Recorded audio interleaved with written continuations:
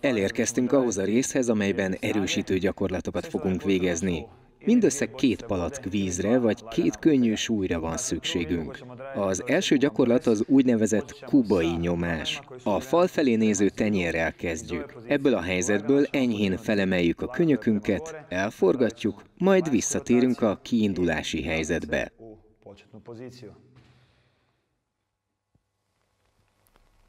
Javaslom, hogy végezzünk 2-3 sorozatot ebből, egy tucat ismétléssel és 1 perc szünettel a sorozatok között. A következő gyakorlat a vállból nyomás.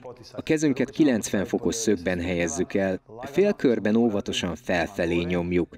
Soha nem nyújtjuk ki a karokat teljesen, hanem könnyedén, félkörben mozgatjuk egyik súlyzót a másik felé.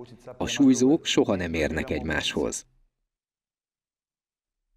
Oké, a következő gyakorlat, amit végzünk, az úgynevezett oldalról előre repülés. Oldalra, előre, oldalra emelünk, majd vissza. Mutatom még egyszer, figyeljetek a tenyeremre is. A tenyerek lefelé néznek, aztán egymás felé, majd lefelé forgatjuk, és visszatérünk a kiinduló helyzetbe. Rendben. A következő gyakorlatban a könyökünket rögtön 90 fokos szögbe helyezzük. Innen oldalra megyünk, kinyújtjuk a könyököt, visszatérünk, és a könyököket visszatesszük a bordákhoz. Itt kinyújtjuk, majd vissza, és le. A következő gyakorlat, amit végzünk, egy külső forgatás, ahol megerősítjük a 4 izomból álló úgynevezett forgó manzsettát a vállban. Tedd a bal kezed a fejed alá, vehetsz 2 párnát, vagy valami mást is, amivel kitámaszthatod, hogy ne fájduljon meg a nyaki gerinced. A kart 90 fokos szögbe állítjuk, a könyök pontosan a bordák közelében van, és ebből a helyzetből kissé kifelé nyitunk. Akár használsz valamit támaszként, akár csak a karodat, a gyakorlat ugyanaz. Persze, ha párnát tartasz a fejed alatt, akkor a karoddal is megtámaszthatsz.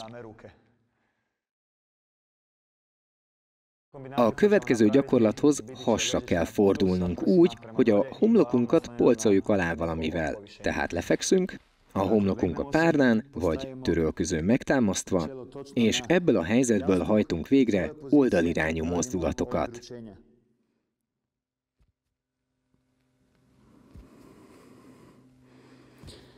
Ezután a hüvelykujjunkat felfelé fordítjuk, és jöhet a lapockazárás.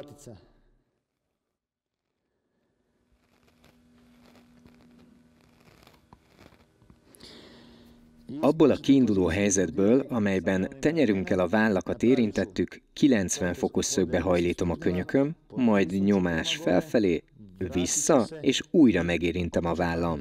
90 fok, kissé felnyomom, visszamegyek. Ha mindezek a gyakorlatok túl könnyűek lennének, még mindig használhatsz egy kis extra súlyt. Az utolsó gyakorlat az Y lesz, vagyis a testünkkel és a karjainkkal egy Y betűt formálunk. A fej lent marad, karjainkat felemeljük, 2-3 másodpercig tartjuk, és visszatérünk a kiindulási helyzetbe. Próbáljuk a lapockákat a lehető legszorosabbra zárni, majd engedjük vissza. A mai utolsó gyakorlat következik, belső forgatást végzünk. A karunk ismét 90 fokban áll, és ebből a helyzetből pont félig engedjük vissza. Ha ez túl nehéz lenne, akkor segíthetsz a másik kezeddel, de azért próbáld megtartani anélkül.